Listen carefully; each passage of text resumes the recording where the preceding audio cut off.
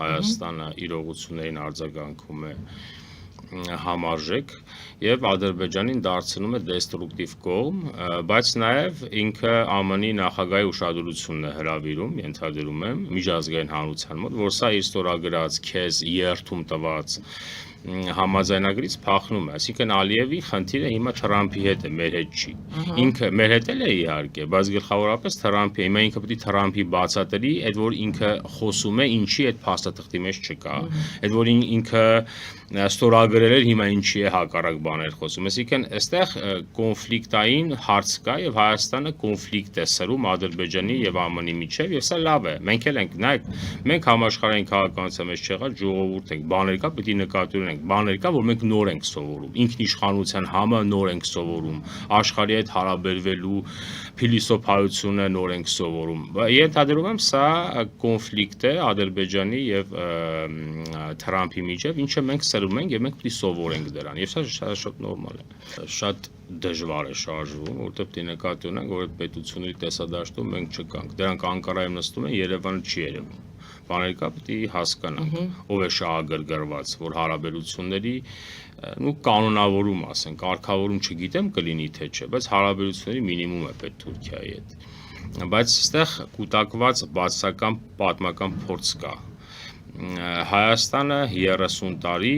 ըստ ենթադրում եմ նաև թուրքական ընկալման ընկալվել է որպես հակաթուրքական պլացդարմ Ռուսաստանի համար։ Հայաստանում ժամանակին կային Արիստոտելի դեմքով ակադեմիկոսներ, որոնք հպարտանում են, որ մենք ֆորպոստ ենք։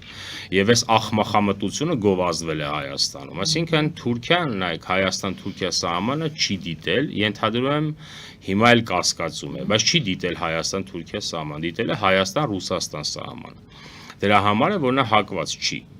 Ենթադրում բացմանը։ Ինձ թվում է, եթե բացման հարց առաջացավ, պայման են իրենք դնելու, ռուսական զորքը պետք է հանեք, որը մեզ ձեռնտու պայման է։ Եվ մենք ինքներս էլ պետք է այդ պայմանը դնենք։ Մենք էլ կդնենք այդ բացման որպես պայման։ Հիմա նաև կա, այսինքն սա կուտակված բացասական փորձ կա,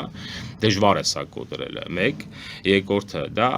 քաշերի տարբերություն կա, ուզում են թե չէ, ենթադրում եմ կուզենան կոնֆլիկտը եթե Ադրբեջանի հետ կարգավորվի, սա խաղաղվի, հիմա չասենք, հիմա վարչապետն էլ ասում խաղաղություն չասենք, խաղաղ է վիճակը, խաղաղություն կլինի, երբ որ այդ պայմանագիրը կստորագրվի, ապաշրջափակում կլինի եւ այլն։ Եթե օրինակ այս Թրամփի ճանապարհ անվանումը եւ Թրամփի ճանապարհը աշխատում է, որը մեր հյուսիս-հարավն է ենթադրենք, մենք էլ ասենք Սյունիքի մայրուղի, չգիտեմ, ով ինչ ձևակերպում ուզում է, դա դա կարևոր չի, կարևորը մեր ինքնիշխանության շրջանակներում է, ապա պարզ է, չէ, որ այդտեղ եթե Թրամփի ճանապարհ է, ապա դա գալու է գնա Թուրքիա։ Ենթադրում եմ, այստեղ ԱՄՆ-ն էլ է շահագրգռված, որ Թուրքիան բացի, հավանաբար այդ բանակցությունների մեջ իրենք էլ կան։ Պարզապես ինքը process-ը շատ դժվար է։ Կոնֆլիկտների պատմական բացասական փորձի հոգեբանական խնդիրները շատ են Թուրքիայի հետ։ Դրա համար այստեղ պետք է համառորեն աշխատել։ Մեր խնդիրն է, մենք պետք է կարողանանք ապաշրջափակել, ուզում են իրենք, չեն ուզում, մենք պետք է համառորեն աշխատենք։ Որտեղ մենք ինչ ենք, մենք տարածաշրջանում անկլավ պետություն ենք։ Մենք խոսում ենք մեր անկլավների մասին, բայց մենք ենք անկլավ տարածաշրջան։ Մենք տարածաշրջանից աշխարհագրորեն դուրս կոմունիկացիաների իմաստով դուրս մնացած պետություն ենք։ Մենք ուզում ենք ապրել, թե չէ, ձգտում ունենք, թե չէ, ունենք։ Եվ նաև կա արտաքին աշխարհի աջակցությունը, ենթադրում եմ նաև աստիճանաբար ճնշումը կլինի։ Այդ անունը այտենց չեն դրել։ Դա նաև Թուրքիայի համար է, որ ճանապարհները պետք է բացես, ապաշրջափակում պետք է անես։ Այսինքն սրանք գործընթացներ են, որոնք պետք է հասկանանք, համառորեն աշխատենք եւ գնանք Թուրքիայի հետ հարաբերությունների կանոնավորման։ Իրենց կարծում եմ գլխավոր խնդիրը այդ չի։ Գլխավոր խնդիրը Հայաստանում ռուսական ներկայությունն է, որտեղ իրենք տարիների փորձ ունեն, 12 անգամ ռուս-թուրքական պատերազմ եղավ, 12 անգամ այստեղով են քշել Թուրքիայի վրա։ Լավ են արել, ճիշտ են արել, դա ուրիշ հարց է, բայց իրենք այդ փորձը ունեն, չէ՞։ Այստեղ դրա համար հակաթուրքականությունը մեր իհարկե օբյեկտիվ է, բայց աշխարհաքաղաքական իմաստով ռուսականությամբ աղտեղված է սա, ռուսականությամբ փաթեթավորված է։ Մեր հակաթուրքական ռուսական է աշխարհայացքով, հոգեբանական իմաստով հայկական է, աշխարհաքաղաքական իմաստով ռուսական է։ Դրա համար ենթադրում եմ իրենց խնդիրը այդ է, հանեք զորքերը, նորմալ ինքնիշխան պետություն դարեք, հետներդ հարաբերվենք։ Ենթադրում իրենց գլխավոր պայմանը դա է, բայց այն էլ կա։ Բայց հիմա մենք ինչ պետք է անենք, մենք պիտի զուգահեռաբար աշխատենք, չեն ուզում, լավ չի, Իրանը չի ուզում, Ավստրալիան չի ուզում, Ուդմուրտիան չի ուզում, հայությունը այս բարիերները դնում է, գնում է տուն։ Չէ, ոչ մեկ չի ուզում, բայց դուք ձգտում ունեք, ապրելու եք թե չէ։ Ընդհանրապես նայեք, եթե չլինի, հերն էլ անիծես, թող չլինի, բայց մենք պետք է աշխատենք, չէ՞։ Բայց եթե մենք հարցը դնում ենք այն գլխից, այսինքն կանխավ արդյունքը գիտենք, իսկ տրամաբանության փիլիսոփայությունը մեզ արգելում է կանխավ արդյունքը իմանալը։ Բայց հայությունը կանխավ արդյունքը գիտի, ասում է չի ու գործ չի անում։ Չէ, պետք է արդյունքը չիմանաք, դա հնարավոր է։ Մենք պետք է աշխատենք, մեզ պետք են բաց սահմաններ, որտեղ մենք այս տարածաշրջանում դժվար է այս կոմունիկացիաներով ապրելը։ Դրա համար դուք ունենաք Վրաստանի գերակայություն, որովհետեւ Վրաստանի գերակայություն չունենաք, ուրիշ սահման պետք է ունենաք, այլընտրանք պետք է ունենաք։ Դա պետք է աշխատել։ Հիմա ենթադրում եմ նաև բարենպաստ պայմաններ կան։ Թուրքիայի վիճակն էլ այնպեսին չի, որ շատ ճնշումը մեծացնի մեր վրա։ Թուրքիայի ազդեցությունը այնքան չի աշխարհում, որ կարողանա անել շատ բաներ, ինչը որ ենթադրում երազում էր։ Իհարկե մեր համեմատ քաշը շատ մեծ է, բայց անել շատ ավելի մեծ վատթարագույն գործեր, ինչը հայությունը ենթադրում է, այսօր Թուրքիան այդ պոտենցիալը չունի։ Մեզ մեր վերջին 5 տարվա կյանքին խիստ բնորոշ, անհանգիստ, երբեմն պետության եւ պետականաշինության հետ կապ չունեցող, բայց կապ ունեցող այտենց հայրենիքի հուշի, շոր, չգիտեմ, դարերի խնդիրների հետ, որտեվ մեզ մոտ, գիտեք, մեր ամենավատը ներքաղաքական կյանքն է, օրինակ մեր արտաքին քաղաքական կյանքը քիչ թե շատ կանոնավորվել է, բաներ կա հասկանալի են, ամենամխտարվածը մեր ներքաղաքական կյանքն է, եւ սա լավ չի։ Ինչու, որտեղ մենք դժվարանում ենք պետականաշինությանը կապնել։ Եթե կապնենք, շատ բաներ կբարձրոշվեն։ Մեր հայությունը հայրենիքի հուշը տվել են ձեռներս, այս 200 տարի պետության դեմը քշելով գնում ենք։ Հայրենիքի հուշը ձեռներս պետության դեմ։ Եվ այդպես անընդհատ դա բորբոքում են, այդ է մեր ներքաղաքական կյանքի հայրենիքի հուշը, հա, եւ մենք հայրենիքի հուշով պետություն ենք փլցնում։ Դա մեր բնավորությունն է, մեր չասեմ մի հատվածի մեր հասարակության։ 5 տարի այդ նախընտրական process-ն է, մեր համար չէ, որտեղ մենք նախընտրականին կպատրաստենք ժամանակին, բայց դե հա, շուտ տարբեր տեղեր քննարկումներ են, տարբեր տեղեր օրինակ մեր նման քաղաքական ուժերը պատրաստում են նորմալ քաղաքական գործընթացի, մենք մեր ժամանակին մեր ծրագրերը կներկայացնենք մեր ժողովրդին եւ այդպես մենք մեր հետաքրքրված չենք մեր քաղաքական կյանքը ցնցելու գործընթացով բայց մի հատված կա որի գլխավոր խնդիրը ոչ թե նորմալ քաղաքական process-ն է այլ դեստրուկտիվ աշխատանքն է